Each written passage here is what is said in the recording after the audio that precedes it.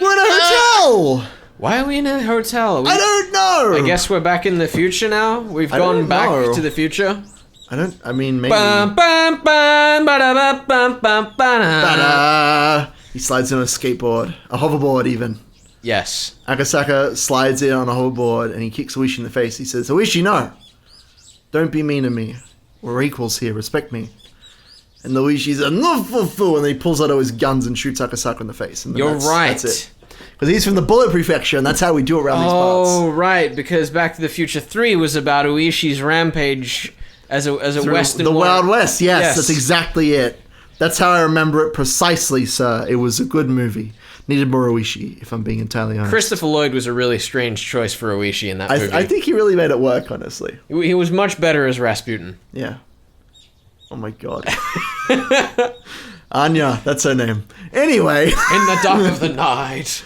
I'm not saying it again. We already had that bit once. I'm not doing it again, except maybe in a bonus episode somewhere. Except maybe. Probably. Waking up in a cheap hotel in the city was by no means pleasant. I can verify. Yeah. I've stayed in a cheap hotel a couple times with the family, but like, we usually just move out of those places real quick. We're like, oh, this is cheap and awful. Let's go somewhere fancy. If only people had the budget to do that whenever they needed. It's true. Well, we don't go traveling very often. My parents are just doing a lot of traveling now because they're retired. So good on them. Wow. Yeah. So congratulations to Ben's parents. I know, right? Thank you. I'll take that congratulations for them. I remembered even during the long camping trips we had during grade school, I wanted to get home quickly, counting out the days I had left on my fingers. Waking up this morning, I was somehow reminded of that.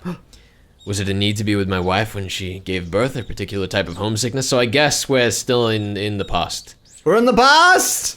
Back to the past! As a productive member of society, as a public servant bound to fulfill his duties, it was pathetic indeed. Those negative emotions faded as I downed my breakfast, which was surprisingly not half bad. But what was it? Tell us in excruciating detail, Ryukishi. You're right, it was probably just mahjong tiles. Mahjong tiles, but like they look like corn. You're right. So you eat them and you think you're eating corn. The meeting with the informant that Ueshi had provided would be tonight. And slathered in honey. Until then, I couldn't just be lazing around. And fire. The Onigafuchi Defense Alliance was protesting the dam's construction in various ways. Included in this was a strategy for improving public relations, which could be categorized into two major forms: combative and peaceful. In regards to the former, as an attempt to keep law enforcement in check, they appealed to the public's sympathy by highlighting the oppressive and inhumane tactics of the police and the brutality of the riot squads. The latter, peaceful routes, stressed how precious the natural surroundings of Hinamizawa was, seeking people who would oppose the dam on environmental grounds. As a part of that, the villagers of Hinamizawa had invited celebrated zoologists and botanists, as well as an environmental group, to advertise the nature surrounding the town. Cool. According to the news, in recent years, there had been a group calling itself Hinamizawa Nature Watching, setting up free sightseeing tours. That sounds like Tom Attack Flash! Shadowing. Mr. Flash. You think Mr. Flash is part of that group? Don't worry. What? He probably is part of that group. Yeah. In fact, he's probably the reason it was set up. Yeah, because he's such a passionate bird watcher. Yes, and nothing else. And nothing else. Calling itself Hinamizawa Nature Watching, setting up free sightseeing tours. I would have liked to have taken advantage of the opportunity, but when I called the village administrative office, they responded that it was too late to put in an application for the tour, and they're still undecided as to when they'd be doing another one. I see, so there's no applications for next time. Too bad. Are you a member of an environmental group, or maybe somebody from a magazine, young man? No, just here privately. Oh, privately, then you're a tourist. Something like that. It's my hobby to take pictures that display how beautiful nature can be. I read in a magazine that there were some precious nature reserves here, so I was looking forward to it. I knew there was an article that had something like that written in it, but I hadn't actually read it. Was it this ad-lib lie not going to work? Was it this ad-lib lie? Was it this? Not it going to work it? However, contrary to my expectations, the person I was speaking to laughed happily. Oh, then come. The village is a little busy right now, but you're totally welcome here. In that case, I'll graciously accept the offer. Thank you. How are you getting around? Car? If that's the case, could I ask for your license plate number? No, there's no motive behind that. That was probably related to the checkpoints they'd set up on the way to the village. If I didn't give them my license plate number, I'd most likely be hindered in various ways. I thought about using the car I had borrowed from the prefecture, but I was lost on whether it was okay to tell them that plate number. If the Onagafuchi Defense Alliance was behind this incident, there was no guarantee that they wouldn't be able to find out who I was. I had to play it safe, so I elected to refrain from using the car. No, actually, I'm not using a car. If there's a bus or something, I'd prefer that. Oh, we do have a bus, actually. The route is going to be discontinued soon, though. You can take that. It departs from Okinawa Station. Thank you very much. I'll look out for it. Where will you be coming? Is it your first time in Namza? If it is, you must be unsure about a lot of things. If you let me know, I can have somebody show you around. Oh no, I couldn't ask that much of you. Oh, don't worry about it. That's just a bit of PR we do to protect nature and the village. Judging by what I saw at the checkpoint, the villagers were at the very least wary of outsiders. That's why in order to move in and out of the village freely, I had to travel with somebody like Uishi, or side with the dam protests. Having an interest in the natural environment surrounding the village tied to the peaceful type of PR that the village was using, I was a bit against having a watchdog attached to me, but that might actually work out in my favor. The entire village was fired up about the dam protests, so I might be lucky enough to hear some especially candid opinions from the residents. Given that, there was no real reason for me to refuse their offer. Is it really alright? If so, that'll really help. After that, I was shown the bus schedule and directed to which bus I should get on. Somebody would come and meet me at the bus stop in the village. After showing me around a spot I'd taken interest in, there was no doubt they'd bring me to somewhere like an anti-dam information center. Then over a cup of tea, they'd try and indoctrinate me into accepting their principles and beliefs. Well, if that was their aim, there'd be a lot of freebies involved. This world is about give and take, after all. Oh my god. I couldn't be going in a suit. I pulled some plain clothes out of my travel case and changed into something more casual. I am so ready for this. After that, after calming down by watching some local television, I left the hotel and set out for Okinawa Station. The bus route that I was told would soon be discontinued certainly didn't look that way. There was more than enough trips on the schedule, and the number of passengers was by no means sparse. It was the main link to Okinawa, the only town in the area. The types of passengers that stood out were older folk who didn't look like they could drive, and housewives who didn't seem like they had a license. If the area was submerged at the bottom of the lake, it wouldn't matter if there was a bus route. That's why I was going to be discontinued, in the unnatural scheme of things.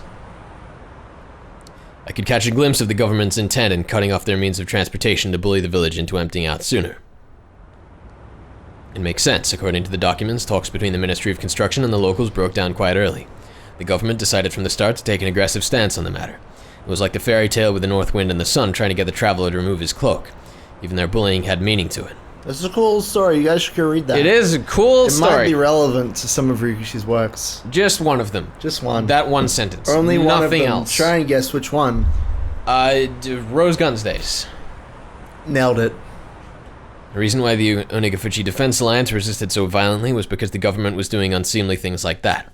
I was somebody who lived in Tokyo, so for a village or two out in the boonies like this to be submerged didn't seem like a big deal. But I guess for somebody actually living here, it would be a vitally huge problem. This route will be discontinued on the XX of the XX. Thank you for your patronage up to this point. We look forward to your continued patronage on our other lines. Blind transportation. Gazing lazily at the notice of discontinued service posted inside the bus, I counted down the number of stops until the designated one. Along the way, we passed through the checkpoint, before without stopping. They knew what time the bus was coming, so they had opened up the barricade ahead of time. From here on out was enemy territory. My palms at some point had become coated in a thin film of sweat. What intimidating characters will we meet on our way? I hope that it's just Sadako. Now arriving at Yukata Waterworks. Are there any passengers disembarking? I hurriedly pressed the stop request button as the designated stop was announced. For none of the other numerous passengers to be getting off here meant that it must be quite a remote place. In actuality, the stop that I got at was so abnormally run down that I could tell it was barely used. As soon as I stepped out, an intense atmosphere completely different than the interior of the bus assailed my body. Right now, Uishi and Motodai weren't beside me. That's right, at present I was alone in the middle of enemy territory. My adversaries probably thought I was just an ordinary tourist, but that was nothing more than a ruse. But if by some mistake my true identity was to be exposed... I brought back the terrifying words I heard at the prefectural office that if someone was attacked in Hinamizawa with a knife, there wouldn't be any evidence left behind. I didn't seem suspicious, did I? My clothing was currently casual. It was exactly the type of clothing that a city slicker that viewed the countryside as a wholesome getaway would wear. A camera and a knapsack. Inside were various things needed for hiking. It was still only June, and maybe it was unusual, but the sun was shining down like it was already the middle of summer. The fact that I didn't bring a hat must seem odd. No, it wasn't something to be that concerned about. It's alright, I was just a normal tourist. Just normal. Was there anything suspicious about me? Definitely not. Don't overthink it. Asking that, I turned around to look at the bus that was departing. All the passengers by the window were staring down at me silently. Oh no! They were staring right at me, as if they had seen right through my proud little outfit. Just staring, looking down on me. Countless stares rained down like needles on me from the windows open to air out the bus. All that rained down were stares. None of them were saying a word. But all the more, their silent stares told me more than a million words could. Damn. Hurry up and go back to Tokyo, you outsider. No, There was no reason for me to speak. My quiet voice was drowned out by the sound of that engine. The bus, as if to torment me, set out slowly, and after doing more than enough to intimidate me, sped off. A thin film of sweat began to rise from my entire body. According to the documents, it was a village that seemed wary of outsiders. Its population was small as well. If they saw an unfamiliar face, they'd be quick to identify that face as an outsider. On top of that, nobody else had gotten off at this stop. It was a bus stop that they normally just passed on by. Somebody actually getting off there was no doubt that had drawn some attention. But this wasn't a slip-up. They were the ones who directed me to get off at this stop. There was nothing to worry about. I knew that I was just nervous since this was my first undercover assignment. My more seasoned colleagues referred to us as the new generation that didn't know how to lose their cool, but that wasn't true at all. In order to calm my breathing, I exhaled the unpleasant air residing in the pit of my stomach. I couldn't help but pray that my apprehensions would disappear like the white clouds of exhaust expelled from the bus. There was a small shed there to serve as a shelter if it rained, and it was there I decided to wait. Inside the shed, one wall was plastered with posters advertising the dam opposition efforts. Ben is just continually smiling more and more. It's the Hinawizawa bus stop, guys. The more lines that appear. Hinawizawa bus stop. Yes, that... It's happening. We're there. Nothing is going to happen. Don't worry about it. I don't want you to tell me, but No. I do wonder if this was, like, actually part of the bus stop play. Not entirely. I said I don't want you to tell me. Okay, I ain't saying nothing. I ain't saying nothing. Thank you. I need to discover these things for myself. I know. You're not here to have an opinion. I don't have an opinion. I have no opinions except that this is the best damn You're thing just ever. here to laugh at me being wrong. That's it. That's all I'm here for. It was like the heartfelt screams of the villagers were recorded on that wall. Inside that shelter, I felt an inexplicable pressure. It wasn't like I had any real relation to the dam project, but it still made me feel hesitant about being inside there. It was just how filled with the force of denial that space was. And inside that uneasy space was a girl. Yay! Inside that shed, covered in words written in broad brushstrokes, berating the policies regarding the dam and calling for action, there was a girl sitting there with a drowsy gaze as if half asleep. The two images clashed so much that I could only stand there dumbfounded for a moment, trapped in such a surreal environment. If I stepped inside, who knew what kind of oafish noises I would accidentally make? I couldn't be disturbing this girl's slumber like that. Having thought this, I gave up on entering the shed. I was just a sleeping kid, so why was I so worked up about it? Finally, I realized, this girl, to us, a married couple, was the very image of our ideal child. Even after numerous examinations at the hospital, we didn't know for sure what our child's gender was. Whether we could tell if they were a boy or a girl was, in the end, dependent on whether or not we could get an image of their genitalia. There was, of course, no guarantee that it was a girl, but with things the way they were, the possibility was high. Even so, Yukiya had been saying that the chances that it was a boy or a girl were even. But in my heart, I had already decided that our coming child was a girl. That's a bit rude. What if it turns to be a boy? Then what you gonna do? I'd just You're kill him. disappointed? Yeah, you try again? That's nonsense. That's really mean. You just... Throw him off a cliff to the wolves. Wow. That's what they did back in Sparta. Right? I don't know. In ancient Sparta. I didn't study Spartan history. Well, I didn't really either. I mostly did Greek stuff, but Spartan's like, basically the same thing. I'm sure Spartans would be offended at that thing. Roman, sorry. I did Roman. Point is, Greeks are close to Romans, and Spartans are basically Greeks. So, you know. Everyone was offended. It's true. Since the day, yada yada yada yada. Since the day I decided that until now, it was so fun to imagine how our child would grow up that I couldn't help myself. Amongst those numerous imagined forms, the one that I thought to be the most ideal had materialized right in front of me. Of course, a little of it was due to the circumstances. In my ideal image, her hair would be on the short side. The girl in front of me, though, had long hair. Yeah. It was almost as if somebody had taken my ideal and made some small adjustments. It certainly wasn't something unpleasant. Even so, I felt like I was selling her just by looking at her like that. She had an immaculate, no, a divine air about her. Taking a real long time with this explanation. The girl with an angelic smile, with a yawn wide enough you could see her molars, woke up all of a sudden. I didn't mean to peep, but locking eyes with the girl who had just woken up like this somehow made me feel like I was playing a prank on her. I wasn't doing anything shady, but I became flustered. The girl spoke. No, cried out. There she is. Meep. Yay! you got small Rika. I love her. Nothing has changed. She's adorable. Why is she just in a shed by herself? Don't question these things. We do not ask for why the Rika is here. How long ago was this? We don't worry about the small details. That said, there is an anime version of her that is much younger and cuter. Not that you can get much cuter than this, but like, how old is she meant to be? 9? 11? Yeah, so she's like 3 years old or something. 4, I think. I don't know ages. Ages are dumb anyway. But yeah, she's supposed to be like 4 or 5 years old or something, if not younger. At this time in the real actual world that we live in. But yeah, she's all meep and stuff. She's having a good time. Meep? Yeah. Like that character on the show with the puppets. Yeah, yes. With the orange hair? Maybe? I don't know if that's a reference to Western stuff or not. I don't know. If you know, link it in the comments. I don't heckin' know. I thought it was just one of those greetings kids do, so in order to prove I wasn't a suspicious person, I responded in kind. Meep? Ah! Meep? Meep? The girl stared at me dubiously with a doe-like expression, cute but cold and hard to read. Well, I wouldn't be surprised. There was, after all, an unfamiliar man right in front of her when she woke up who responded with meep when she said the same. Suspicious. Suspicious meep. She definitely thought I was suspicious. Meep. Meep? We were both at a loss for words. No, the only one lost was me. The girl in front of me, as if inquiring about my motives, stared at me intently. In this silence, I felt like I was the one who had to say something first. Damn it, this girl was better at interrogating somebody than Oishi. I'm not anybody suspicious, I'm... Nipa star.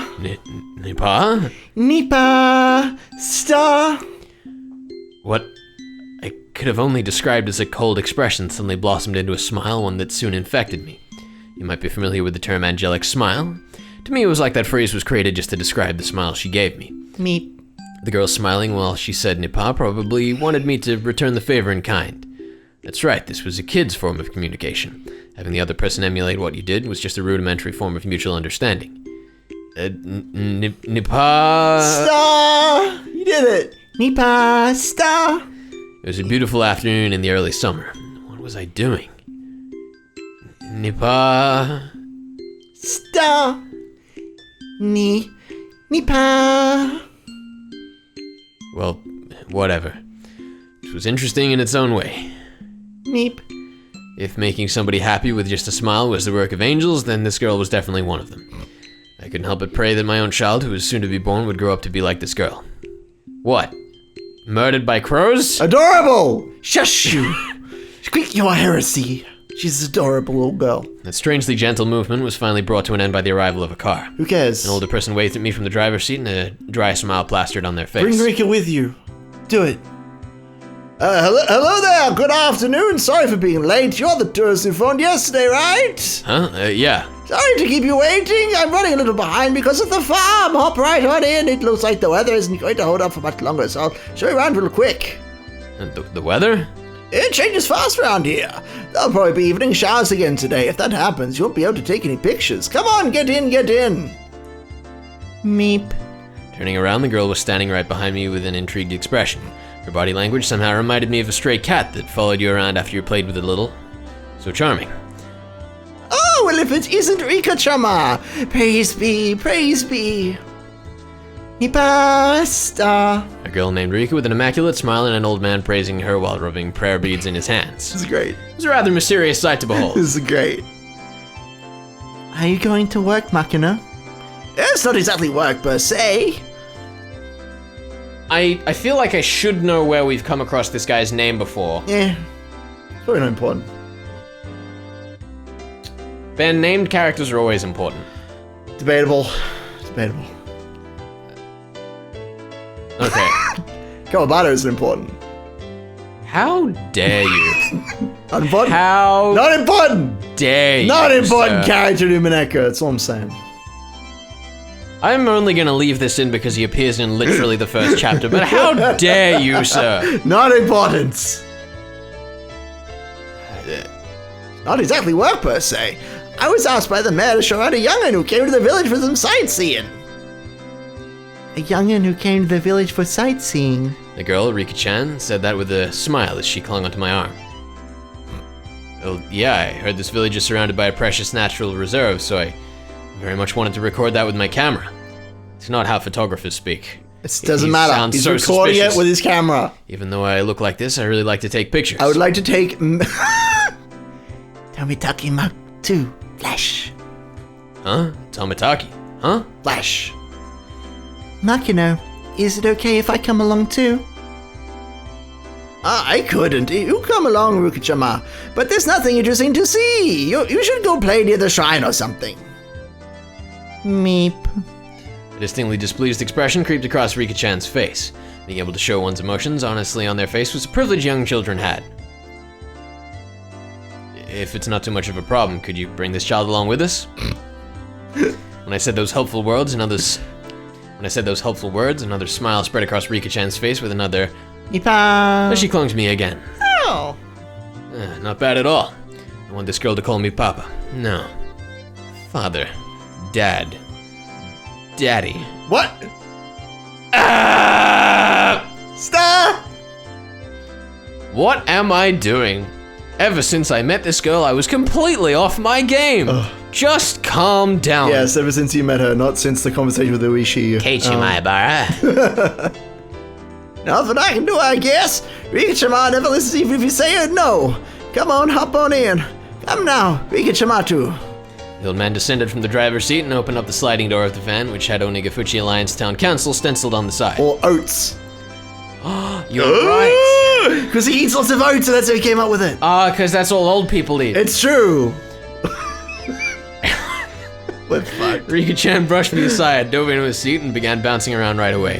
It seemed like she was thoroughly enjoying the bouncy springs. Come on now, Rikachama. If you like that, our guest can't sit down. Hey, Rikachama. Girls are nice. Wonder if my child will play around like this too. No. It was written in that guide to raising a child that you shouldn't dote on them. Was written? Kids are kids if you don't...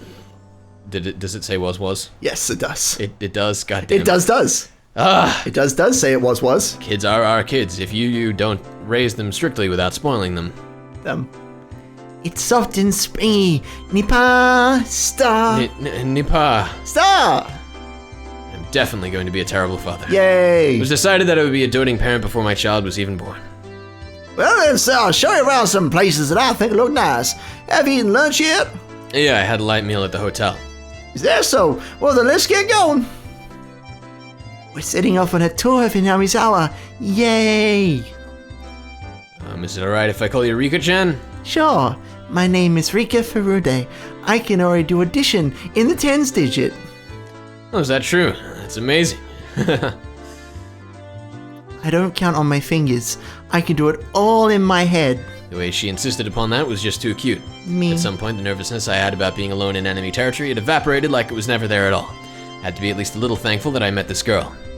Well then, let's get going. It's time for an Amazon of Nature Watching. Theme song. Da-da-da-da-da-da-da. Da-da-da-da-da-da-da-da. Da-da-da-da-da-da-da-da. Ba-ba-ba-ba-ba-ba.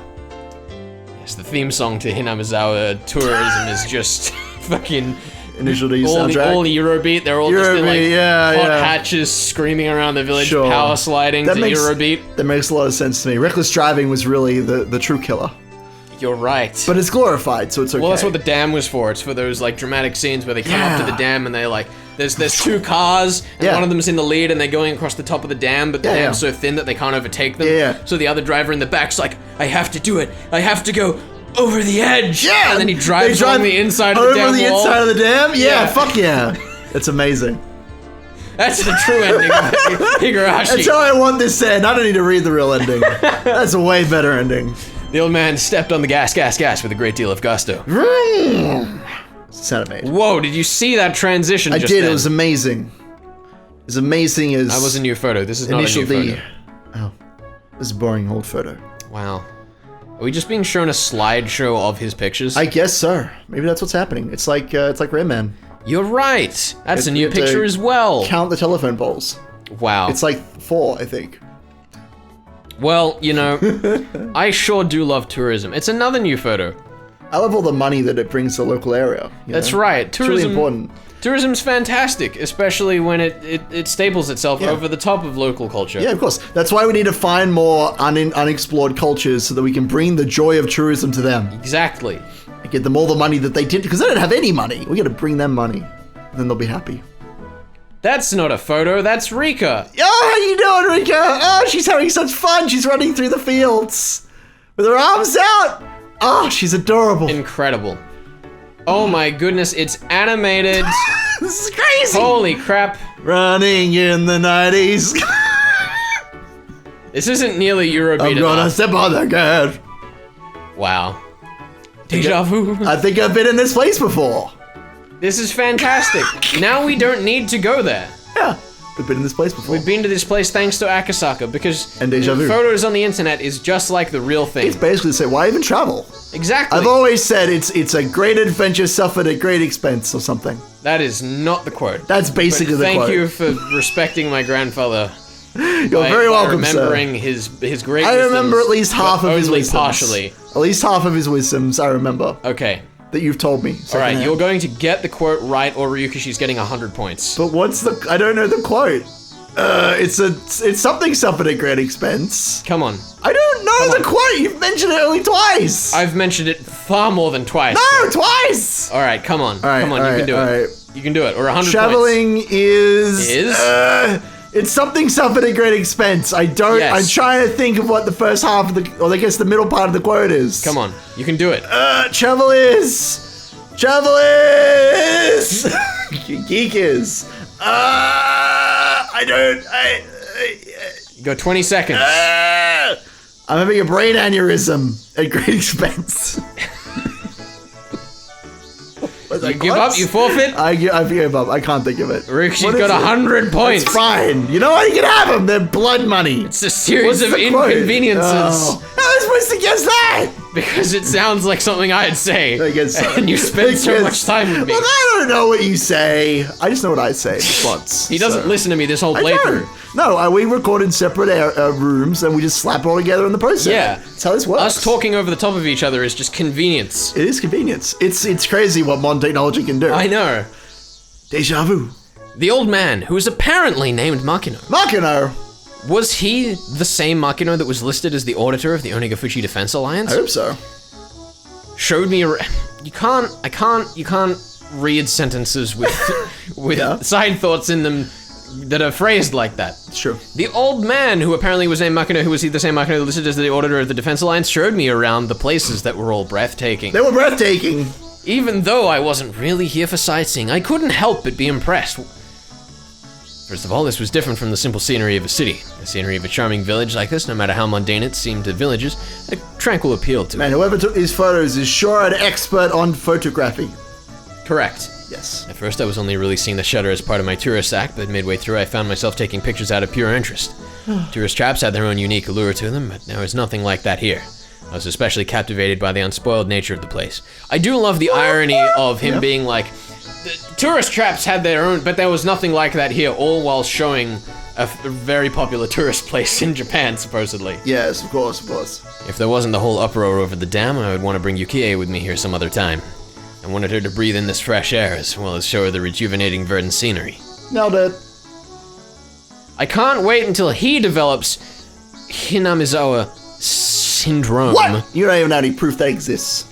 What is that? It's like Santa Claus. Who believes in Santa Claus? Not me. I'm a smart man. Probably Rika. Would you smash her dreams? No. Why would I break her dreams ever? She's too precious. Well, then why did you just say something so because hard? Rika can't hear me. You wouldn't play this to Rika, would you? I would. No! You were the real cruel one here. But you're framing it like I'm the bad one. Is something like this that interesting? I'm just framing the truth as the truth. You're a strange person, Akasaka.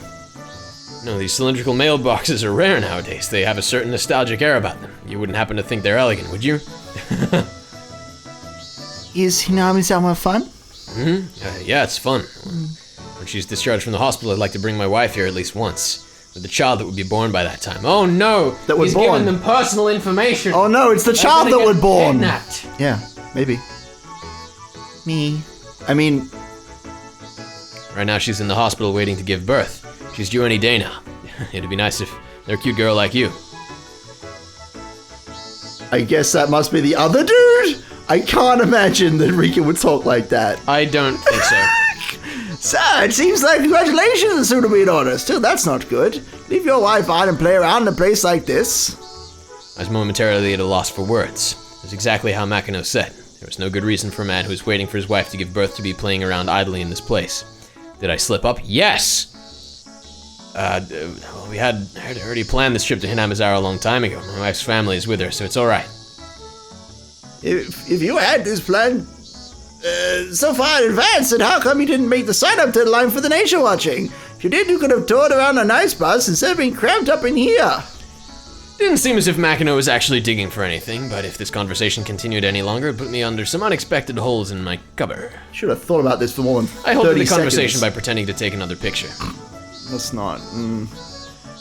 None of these pictures look good at all. Are you really a photographer? Well then, for our last stop, I'll take you to the place with the best view, objectively. It was slightly before evening. The sun was still burning brightly, but a cool breeze had begun to mix itself into the air. It seemed my exploration of Hinamizawa with Rika-chan was just about done. Ah, so sad. The place with the best view? Well, Rika-chama, where else could it be but the view from around the shrine? Hearing that, Rika-chan smiled even more. Well then, I'll introduce you to my home, Akasaka. Huh? By Rika-chan's home, you mean? The shrine. Furude Shrine. There's an observation platform. You can see some real pretty scenery. Furude Shrine. The girl who called Furude Shrine her home, Rika, if I remember correctly, her full name was Rika Furude. And Furude was, that's right, one of the three families. How is he so thick? Even if the Sonozaki family is said to hold all the actual power, it was still one of the old houses that held some authority. No more important than that right now was Furude Shrine. If I remembered correctly, Uishi had told me, within the grounds of the Furude Shrine there were the offices of the Onigafuchi Defense Alliance, and since the land around the Furude Shrine were private property, the police couldn't set foot there heedlessly. Furude Shrine, where even Uishi couldn't simply set foot into, the main base of operations for the ODA. Shit. I'd been given the unexpected opportunity to enter there. I couldn't have asked for more. I'm looking forward to it. Please, if you would. It wants more. Makino, Yep. I guess, yep. Well then, let's get there quick. The weather seems to be getting a little iffy. Oh no, the sky had suddenly become overcast. It wouldn't be odd if it started raining soon. The cicadas, as if trying to finish their daily allotment of chirps before the evening, cried out even more fervently. Fervently? Oh no! Well, there you go. Not fervent. We made it. We did it. We did it. We did End of it. the chapter. Congratulations. How do you us. feel? I feel like a tourist. Me but too. Like second-hand one. Yeah, because we've been watching another tourist. And You now ever been a with the second-hand shrine. tourist?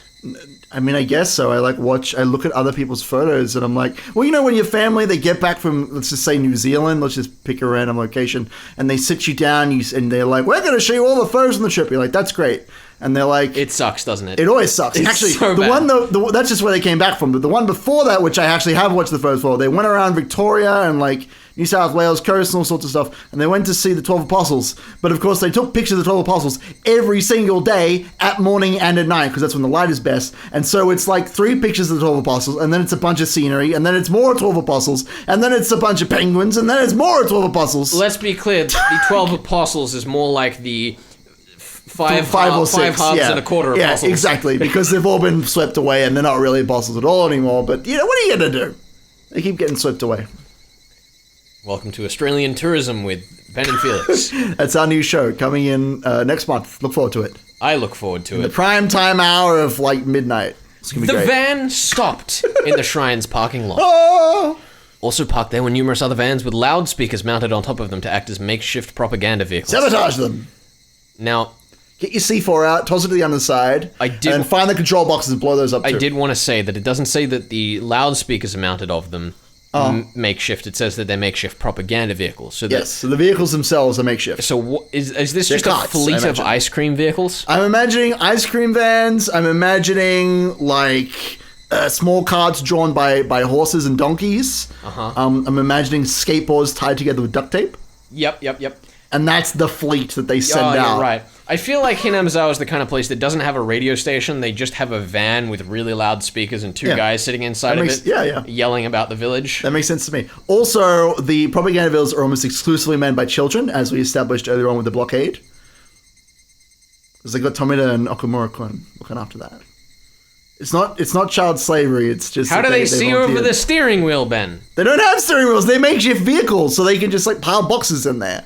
There is no safety code. Throw it to the winds. This is Mad Max rules, except it's Hinamizawa rules.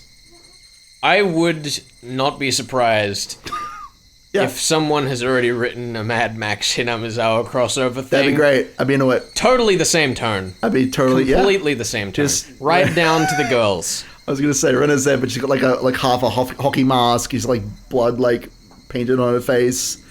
Let's go to school, and then it's like murder school.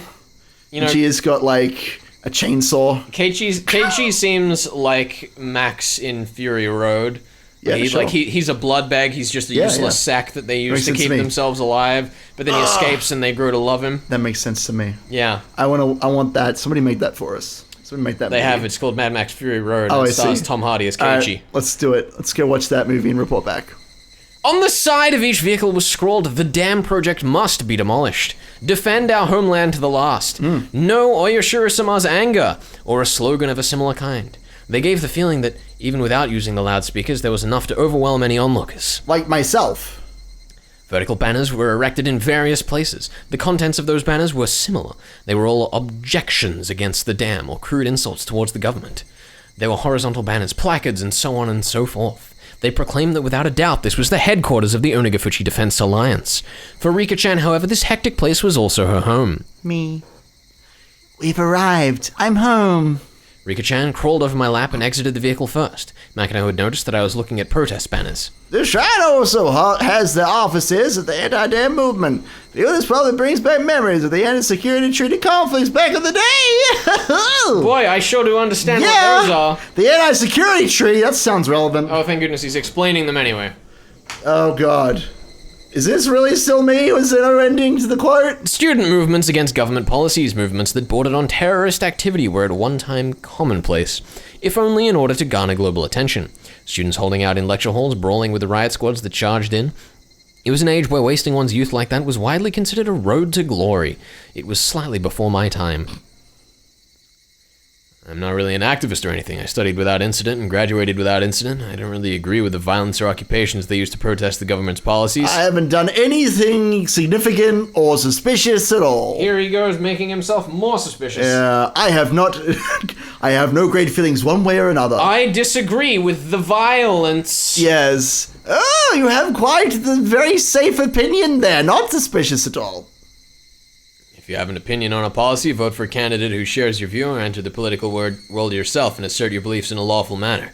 It's the foundation of democracy. Oh, God. I don't think that's something you should challenge with violence. He sounds like a narc. Very young and you have some fine beliefs. Why is that not in quotes? I don't know, but I assume that that's supposed to be Makino. Oh. I saw that feeling of respect reflected in Makino's gaze. Whatever. I'm taking a point. Why would he say young? Why would you get the feeling that he was saying youngin? No, I've never got that vibe from anyone in my life that they were thinking youngin. You don't just walk around Sydney Street and assume that everyone's looking at you and going, mate, youngin. Mate. It out in the boonies. Nobody thinks that. At that moment, something tugged at my sleeve. Like a cat with its paw. I have no idea what Akasaka is saying. Rika-chan, feeling like she was the only one who didn't understand the conversation, had a look of displeasure on her face. She's a cutie, though. That expression was so charming I had to keep myself from grinning like an idiot. It's often said that a father wants to spoil his daughter rotten. I think I understood that feeling very well. I would never stop myself from grinning like an idiot. In fact, I've been doing it the entire of this chapter, and I will not stop, sir. He's been doing it for the entire past 11 books. I mean, that's also true. Sorry! But particularly this one. It was a little bit hard for Rika-chan to understand, wasn't it? Japan is a peaceful country, so you have to argue your point in a peaceful manner. You shouldn't resort to violence, in other words.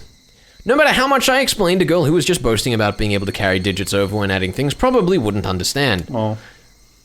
It probably wasn't something to talk about in front of Rika-chan anyway. Anyway, no full stop. Who needs punctuation? So then, Akasaka. That's a new expression. How do you think we should keep our village from being flooded by the dam? She said cutely and with no knowing expressions. Teleportation. That makes sense to me. You teleport the water that's gonna come into the dam to the ocean. That makes sense to me. And then there's just a big wall and you can use it. And then no one has to ever move. We can move the world around us. Makes sense to me. Yep. Perfect sense. Even if I regretted my careless words, it was too late now. Here I was at the main headquarters of an organization, telling them their way of doing things was illegal. What are you doing? Preaching that violence was not the answer. Hello, fellow kids. Violence is not the answer. Also, don't do drugs. A complicated feeling had mixed itself in with the respect in Makino's gaze. It was then I finally realized... I was a knock. It wasn't that simple. Because you're a knock. There wasn't a soul who would argue that what I was saying wasn't correct. Using violence to get one's way was something that everybody knew you shouldn't be proud of. However, right now, Hinamizawa was in a predicament that couldn't be overcome with peaceful means alone. The legality of the Hinamizawa Dam project, through the efforts of the various propaganda campaigns enacted by the Onigofuchi Defense Alliance, was being called into question. If they further strengthened their campaigns, they might be able to suspend or change the construction plans. But that was, at the most, just a possibility. If the government proceeded with the construction as planned, it wouldn't be long before this place was at the bottom of a lake. If it wasn't for the unrestrained resistance of the residents of Hinamizawa, this place might already have been underwater. We can't live anywhere else other than here. We can't live in the city. Why don't we just take Bikini Bottom and move it somewhere else? Makes sense to me. Never actually watched that episode. It's just a meme. I just know the meme, so yeah, I can't comment on that. Shout out to memes. Shout out to for cultural the indoctrination. Indoctrination. I think you meant to say that. Get memes out of here. We don't need memes when we have This is what happens when I start talking memes. I get sick. It's true. Me too. And I say strange things. The words of this remarkably young girl are all too accurate, carrying with them the screams of the hearts and minds of the residents of Hinamizawa. Of course, there was nothing I could say to respond to that. I could only respond to Makino and Rika-chan's heavy words with silence. I'm sorry. This isn't a problem that an outsider should just lightly poke their nose into, is it? I apologize. Makino, unsure of how to reply for a while, could only laugh pointlessly. It's nothing that concerns guests that make their home somewhere else. If you enjoy here, please tell all your friends that Hinamizawa is a wonderful place, please. If word spreads to dozens, maybe even hundreds of dozens of people, then their ridiculous plan to submerge this place at the foot of the dam will eventually fall apart. He followed that with a smile and said, please don't think much of it. Makino letting me not worry that much was really a stroke of good fortune. Becoming infatuated with the idea of making friends with a little girl had made me completely forget my apprehension at being in enemy territory. Being reminded of this right before I was going to step foot into their headquarters might have been a good thing. If we'd had this exchange in the middle of their office, if there was a short-tempered youth in there, they might have come at me. Thinking of how extreme they were, in the worst case, my life could have been in danger. It seemed that I looked quite despondent at that moment. Makino, thinking he had said something wrong, became flustered, trying to think of a way to improve my mood. Just leave the scene. Just leave the scene. I was a bit careless just now. I'm very sorry. No, don't worry that much about it. Oh. You know what? Makino said something to improve the mood! And then I spoke, but I spoke before they did. I'm taking we get a point. Yeah, we get a point for that shit. A point! Yeah. The sights you showed me around the village were all beautiful, wonderful places. I really do want to come here one more time. If this beautiful village is going to be submerged at the bottom of a lake, I can understand why you'd fight so desperately. I'd somehow managed to use my despondent look to change the topic in my favor. After a bit, Makino had returned to his usual high spirits. It seemed he believed I completely sympathized with his point of view. No. Let's leave the talk of that for now. There's a place around here with a really great view. Let's go, Akasaka. Rika-chan, seemingly happy to be free from all the boring and gloomy adult talk, bounded up the stone steps. There was no real need to run, but in order to catch up with her, I also darted up the steps. Oh. There were several tents belonging to the town council erected in the shrine grounds. Inside the tents were several folding tables and chairs and a number of older town council members that were livening things up with chit-chat. They weren't saying anything incendiary like the dam project must be destroyed. With some relaxed, idle chit-chat between local geezers, and normal sort of calming scenery. It's another new photo! At the entrance of a shed that looked like a meeting place, there was a large sign erected with Onigofuchi Defense Alliance headquarters written in bold brushstrokes. That was their base of operations. To be honest, it was a bit of a letdown. If you ask what I had been imagining, this is a bit embarrassing, but I've thought it would be something much more dramatic, with barbed wire fences and barricades. That's what I was thinking Like of. a button they press that raises that out from the ground. Yeah, for sure. Like the guards come out like on top of it too. Like, Yeah. waiting underground. My first impression of that place, though, was completely different from that. It looked like a simple backwater town hall. Didn't look like anything other than exactly that. The old folks who were chatting had noticed Rika-chan's presence.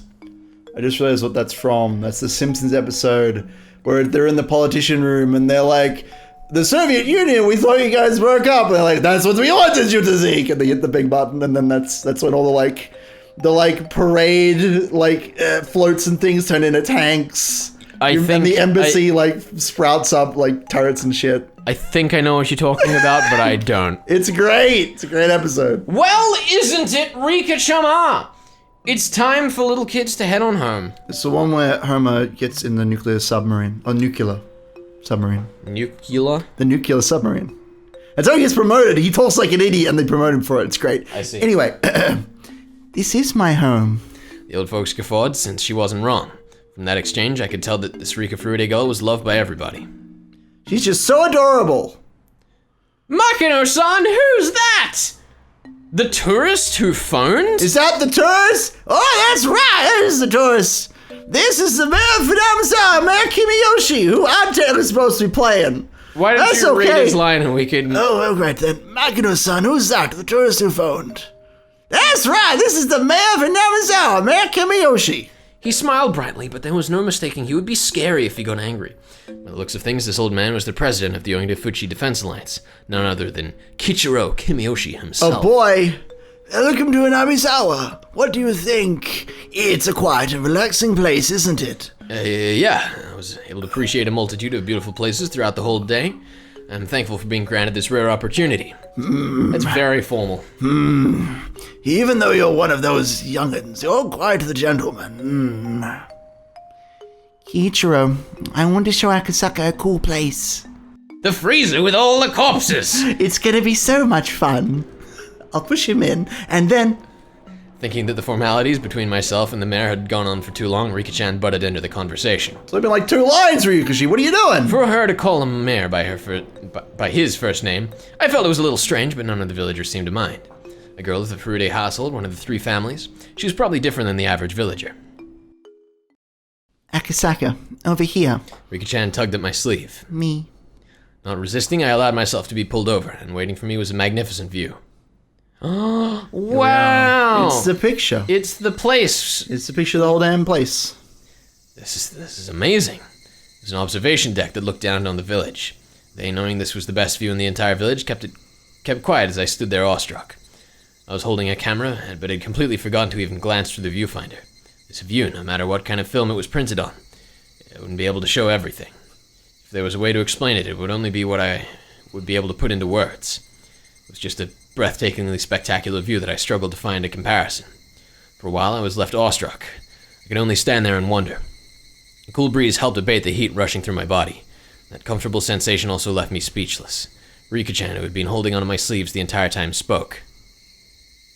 This is my favorite spot. As she said that, she showed me another adorable smile. That smile seemed very fleeting. If you had to ask why, it was because the view from her favorite spot would eventually be submerged under the deep green waters of the damn reservoir.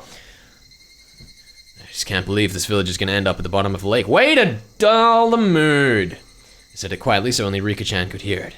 I regretted it as soon as I did, but those words were all too cruel. However, Rika-chan didn't let them cast a cloud on her expression. In fact, she replied with a smile. It won't sink. The dam project will definitely go away. It was just like a little girl to say something like that. So full of hope. There was no basis for her saying so. She's just so full of hope. She's such a whimsical little girl. It was just her wish. Yeah. Can we talk about how goddamn suspicious I am of Rika at this point in the story? Would you like to? Would you like to lay it out now? This might be a good time to do it. We definitely said it in the arc recap a bit, but like, the more I go back, the more everything Rika says seems like she knows exactly what's going to happen. Really? Like, that's interesting. Once again, we've come to a point where if Ryukishi had not pointed out that it was just like a little girl to say this thing, I would have let it slide. Yeah. But because he said it, Yeah. We're not even halfway through the scene yet. And I could smell it coming too. On that last page. I know what you're talking about. She's saying her little cute line, and it's like, no. He's about to drop this on us. Yeah, she just wants to take him away so she can look at the view with him, that's all. The problem that I have with Rika, right, is I don't really mind that she knows everything that's going on. Because of course there's that one character in the murder mystery who's behind everything, who knows what's going on. Yeah. She's pulling on the strings of Takano to make Takano do all the evil things. She's pulling on the strings of Uishi to make him do all the Uishi things. Who knows? The mastermind of the whole plan. How? I don't know. This is the problem though, right? I don't know how and why. Is Rika, in fact, just Oyashiro-sama embodied? Who knows? As the elders of the village have in fact been saying? As the 8th of 8th thing, or whatever it was, might imply? I believe it was, oh my goodness. It's something of daughter. The eighth daughter of the eighth, in the 8th generation. Yes. I believe. Right? Every 8 generations supposed to be an incarnation of Oyashiro-sama. Is that in fact just what is going on? And if so, how do we justify this without just being like poof magic? I don't know, dude. Because I refuse to poof magic. Okay, good. No poof magic. Don't worry about it. We'll just keep going and see what happens in this scene that I'm really excited to read. Okay. Akasaka, do you think that this village will be submerged? It's not that I want it to be. I knew how important the dam was. I knew that it was necessary. I just didn't want to recognize the sacrifices that would be made. I agreed with the project in general, but couldn't agree with some of the details. But if it meant that this girl's beloved scenery wouldn't be taken away from her, I might be able to object to the dam. I might be able to ignore the interests of the nation, the development of Japan, all for the sake of one girl's smile. I'm not really much of a humanist, but... But? I had to click twice for that one. Yeah. How sentimental of me. You had to think about it. It won't be submerged, because the dam project will soon go away. Really, will it now, Rika? You? With the youthful hope of a child? Yeah, hope. And nothing more? Hope's pretty important. Her words weren't just hopes and dreams, but were seasoned with a hint of resolve. As if she were talking about an unchangeably predetermined outcome. See, there it is! He said it! As surely as the sun rising in the east. It will be gone soon. Wanting to ask her why she believed that, I turned around. Yes, it'll be gone. What makes you say that? Well, you see... We kidnapped a child! Or something. She seemed to want to answer, but as though unable to find the right words, she swallowed back what she was about to say. I'm on edge. Regardless of what Akasaka does, the dam project will end this year. It's already been decided. Regardless of what Akasaka does now! Yeah. How strange that she'd throw that in at the beginning of the sentence! That was a lie. If something like that had already been decided, then the ODA would have no reason to continue existing. It would. From my point of view, the Jedi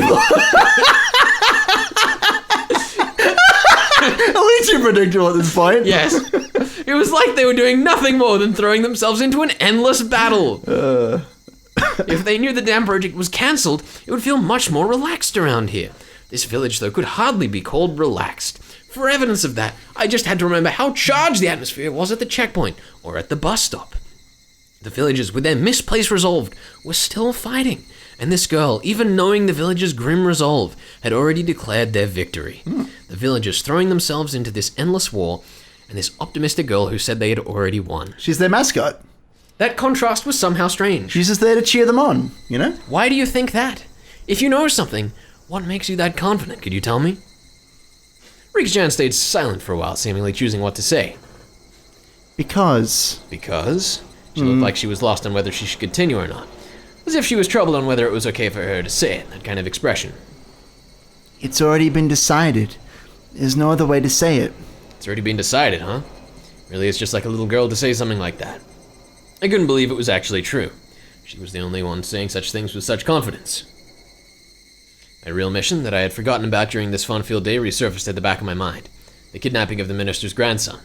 Had the Onigafuchi Defense Alliance kidnapped the minister's grandson and already succeeded in negotiating the cancellation of the dam project? Did Kimiyoshi actually already know that and was just playing dumb? Was that what this girl was really telling me? I'd hope so. I'd hope it is, but I don't think so because Ryukashi is a monster. We'll have to see what happens. Akasaka. The girl called out my name suddenly. What is it? Go back to Tokyo. Huh? Wasn't only surprised at that sudden command. Ever since I came to this village, I had never once mentioned I was from Tokyo. Well, based on my accent, she might have been able to guess where I was from. What was I getting so worked up over? It was probably the sudden and complete change in her demeanor. You should definitely go back to Tokyo right away. If not, you will woefully regret it. That's an interesting change of voice you've had there. It's a very strange change. Benjamin? Rika's just really enjoying this change in mood. The girl had been holding my sleeve the entire time. She'd been tugging at my sleeve since hurriedly dragging me over to show me this wonderful view. But this was the adorable Rika-chan who I'd spent the entire day with. There was no way she could have been replaced with the doppelganger when I wasn't looking. She'd been holding on my sleeve this entire time. But somehow this girl was someone other than Rika-chan. What? She looked like Rika-chan, but she wasn't. She was some girl I'd never met before. Who could she be? This is like exactly what Keiichi was saying about Rena in Arc 1. Yeah. Okay, theory time. What are you saying? Throwing it down, Ben. Okay, what are you doing? Hinamizawa syndrome affects everyone in the village. Okay. And they can see alternate timelines, Ben. Okay, sounds good. I ain't saying nothing about that. What does that mean to you? Because that explains the repeating stories. Okay. It explains why they see something different to what's really going on, but it's still kind of like what's really going on. Sure. Okay. So you think that the people just in this village, that's like their superpower, they can like see alternate realities? We're talking superpowers now. Okay, sure. I'm saying everyone. I can't take this theory seriously. I mean, can you think of any examples of times where characters have been able to see like alternate timelines? I mean, or some crazy let's shit? talk about Rika right now. Yeah. Let's just say, for example, that she has had a conversation with Akasaka in another timeline where he's been like, yeah, I'm from Tokyo. And she's referencing that. Let's say that in Onek Hakashi, there were two timelines. One where they drew on his shirt with a marker, and another where they got Keiichi with needle at the end of Arc 1. And Keiichi was seeing the wrong one and acted. And you know how I was saying when he kills people, he switches timelines? That's where we're switching the perspective. Where his mind was blank, in that gap in between where his memory had erased what had happened. That was him jumping timelines, just like I said at the end of last arc. What? That sounds very supernatural to me. It does, which is why I hate it. Are you locking in a supernatural explanation? I refuse. Okay. I refuse. Do you have an alternate explanation? I do not. I do not. But I gotta throw something down. I gotta do something. On the table. True. I don't have to do anything. I just have to use this lovely voice, and occasionally prod you. Because the thing is, right? The thing is, I think that if we were to take the story at its face value and just go, okay, well, Takano's behind things. The thing is a medical thing that drives people crazy in the village, and it's probably injected, and there's probably various points in the story where we can see this happening. And, like, I think that if you take the story at its face value of just being like, how were things done? What's happening? It's the crazy syndrome, and Takano and her strange mountain dogs behind things. Yeah. But what does all the rest of this mean? Why is Oyashiro-sama there? Why do we have multiple timelines? Is there an in-fiction explanation for this? Is this just clarification for us as an audience? Why does Teppei love aerobics so much? These are all good questions. So do you think that all the characters we've seen in the story have some, more or less level of this syndrome that lets you see alternate timelines, or? Well, let's dodge the timelines thing, because I'm just laying that down as like here's what I'm reading, here's where my thought is at. Sure. That's not like a dead serious theory, that's a reactionary theory. Sure. Right? Okay. So if it's real, you'll take all the credit, and if it's not real, you can just say it doesn't matter. As we were saying, it's like gaslighting. Yeah, of course, gaslighting. That's what we're doing, everyone in the audience right now. But, like, I don't know. As I said, I think in the Arc 1 recap, I see people come into Umineko with a more open to magic perspective if they've read Higurashi first. Sure. Which still has me on edge about how we're interplaying magic into this story. Because, like, obviously there are some very supernaturally presented things in this story. But, like, does that mean that that's what they were? Is this, like, is there another meaning to those scenes? Like, in this scene right here, is this in fact just Akasaka having been infected by whatever the, Hinamizawa syndrome is?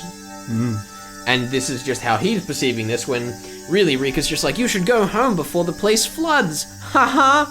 And he's just like starting to go nuts. Maybe. That's more what I actually think is going on here. Okay. But I gotta poke and prod. So do you think that this kind of more serious Rika is like real, or what? As I've said about everything that's been presented through the Hinamizawa syndrome, I love that it has a name now. I think that there is a truth to it, but it's not the whole truth. Okay. For sure. So, Rika might be being a little bit solemn about the fact that her village is going to be flooded, but that's not, it's not her being, you must go back to Tokyo, Akasaka. As fun as that voice is. As fun as it is. Yeah, maybe. I don't know, dude. I don't want to confirm or deny anything, but I like your thinking. Thank you. I enjoy it too. Yeah. She was some girl I had never met before. That girl had told me in an indifferent voice. Yeah, that's how I describe it. That I would eventually regret coming to this village from the bottom of my heart. That would be an incredibly pathetic thing to see, so I thought I'd warn you right now. Why would I come to regret it? Long pause, long pause, long pause. Stop whining. I'm sorry, what? I couldn't believe that I was hearing such cold words coming from Rika-chan's mouth. I just couldn't believe it. Was somebody impersonating her using ventriloquism or something? I'd believe it. I believe it too. You know what? He's wished for his daughter to end up like Rika, so now he's gonna get spooky daughter. That's it. That makes sense to me. He's gonna live a poltergeist. I'd be okay and with it's that. his own damn fault. Thinking that, I wanted to take a look around, but the girl's gaze had me pinned down, making me unable to move. He's definitely got the syndrome. When you tried crossing the road when the don't walk sign was up, did your parents finish explaining why it was dangerous before pulling you back to the sidewalk? They'd pull you back right away, wouldn't they? They'd pull you back before explaining why it was dangerous, wouldn't they? In other words, it's something like that. The girl I had spent time with, Rika Furude, would not speak like that. Are you sure about that? She would speak with a cuteness befitting her age, with brief childish remarks expressing her emotions honestly. She definitely wouldn't speak with such pointed words. I've warned you. Don't get the wrong idea. It's not like I'm saying this because I hate you or anything. You don't need to tell somebody who's better off dead that they're in danger. Who are you? You're not Rika-chan? Whoa! What the fuck is that smile? It's Smug Rika! As soon as I accused her of not being Rika-chan, she let out a strange, quiet giggle. Smug Rika! It was a laugh not befitting of a child of her age. It was like she was possessed by something. Her change was just that, total and complete. Was Rika-chan being attacked by some terrifying phenomenon? That occult idea came to mind without any sort of hesitation. Rika-chan is acting strange. Somebody, help! Thinking that I'd yelled that, I turned to where the mayor was. I immediately realized he was looking at us with a smile. That's right, to him it looked like nothing more than me and Rika-chan fooling around. He didn't notice there was something terrifying happening to her. Akasaka is such a coward. The girl had obviously grasped that I was afraid. Noticing that and calling me a coward, she laughed again. That cackling girl, approaching me in a strange manner while still laughing, lost her balance and fell flat on her face. Rip. Rika-chan fell down. It was just a while before I would have extended a hand to help her up without hesitation, but now extending a hand to this ominous girl who looked like Rika-chan but wasn't required a little more courage than I had in the moment. Meep. The girl cried out thus. She then squirmed upright and dusted herself off. Afterwards, she looked around restlessly as a blank expression crept across her face. You've got to be kidding me. Was she making fun of me? That way of acting. It was as though after being possessed by something, she had lost her memories of what happened. You're joking, right? Rika-chan? Meep. I don't know if Rika-chan had heard me or not. She just cried out like that as if questioning herself. Hey, Mr. Rika-chamatu, tea's ready. There's some snacks too, so please come and have some. An old lady wearing a smock was waving energetically from the entrance of the office. Hearing that there were snacks, Rika-chan's expression changed. Yay! A carefree smile. That was a familiar smile, the one that belonged to the embodiment of my ideal daughter. Any hints of the creepy girl that was just there spouting sinister words had vanished. Come on, Rika-chama. Wash your hands first. There aren't any manju here for dirty hands. I'll wash them real good. Meep! Riki-chan responded with vigor, running off to the washing station that was along the side of the office. Meep! She stopped halfway, turning around to call me. If Akasaka doesn't hurry up, I'll eat his share of the manju too. They're steaming fresh. People who don't wash their hands aren't allowed to eat any manju. No matter how you looked at it, that was Riki-chan. Those words and the way she said them, no matter how you heard them, they were definitely Riki-chan's. And here he is excluding the idea that the other ones could be as well. Amateur maneuver! Amateur detective. Go on now, mister. You're the adult here, so show her how it's done. The old lady urged me to wash my hands. Without any resistance, I lined up beside Riki-chan at the wash station. Splish splash! I stared at Riki-chan, intent on washing her hands properly, like she had probably learned at school. Meep? Did I do something wrong? By wrong, do you mean? How I'm washing my hands. I only got 4 gold stickers for it. I'm probably bad at washing my hands. You're not doing anything wrong. If you're washing them that carefully, then that's more than enough. Meep. But it's not, Akasaka. If you don't use a brush and clean out the dirt underneath your fingernails, you won't get a gold sticker. Riki-chan, you're very diligent. That's something to be proud of. Nipasta! I was praised by Akasaka. No matter how you looked at it, it was Riki-chan. There was no trace of that girl from before. Exactly what was that sinister girl? Riki-chan, what was the meaning of what just happened now? Just now, you told me to go back to Tokyo, didn't you? Did I say that? Wow, Riki-chan's gaslighting him! I was at a loss for words. She didn't remember what that girl just now had said. Like I would ever believe something as occult as that could happen.